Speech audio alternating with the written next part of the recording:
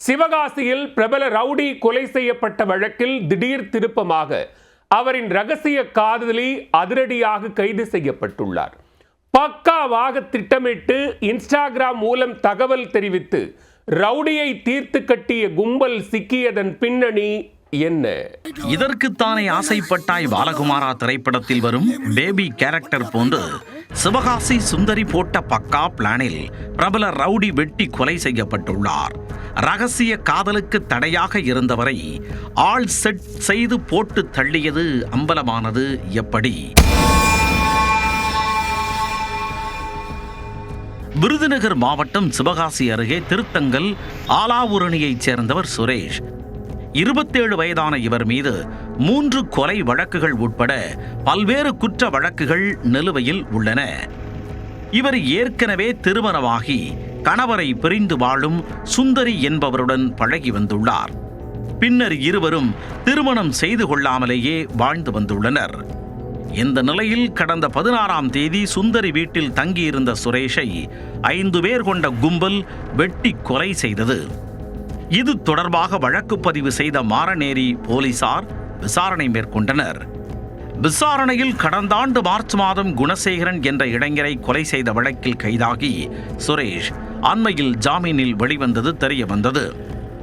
இதற்கு பழிக்கு பழியாக அவர் கொலை செய்யப்பட்டதாக கூறி குணசேகரனின் தம்பி மதனகோபால் மற்றும் அவரது நண்பர்கள் தனசேகரன், சூரிய பிரகாஷ், தருண், முத்துப்பாண்டி ஆகிய 5 பேரை கைது செய்தனர். அவர்களிடம் மேற்கொண்ட விசாரணையில் ஞானசேகரன் கொலைக்கு பழி தீர்த்ததுடன் இதற்கு சுரேஷின் ரகசிய காதலி சுந்தரி, அவர்தான் நண்பர் வேலுச்சாமி உதவியதாகவும் வாக்குமூலம் அளித்துள்ளனர்.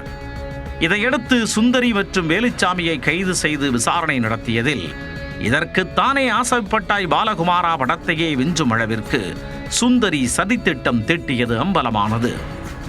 சுந்தரிக்கு ரவுடி சுரேஷ் மட்டுமின்றி கைதான வேலுச்சாமி மற்றும் தருணுடனும் தொடர்பு இருந்துள்ளது. இதற்கு தடையாக உள்ள சுரேஷை போட்டு தள்ள மாஸ்டர் பிளான் போட்டுள்ளார். எதிரிக்கு எதிரி தனது நண்பன் என்ற கதையை மதனகோபால் கும்பலுடன் வேலுச்சாமியை நெருங்கி பழக விட்டுள்ளார். பின்னர் ரவுடி சுரேஷ் சுந்தரியின் வீட்டிற்கு வரும்போது தட்டி தூக்க ஸ்கெட்ச் போட்டு நாள் குறித்து கொடுத்துள்ளார். நினைத்தது போலவே சம்பவத்தன்று சுரேஷ் அதிக மதுபோதையில் சுந்தரியின் வீட்டிற்கு வந்துள்ளார்.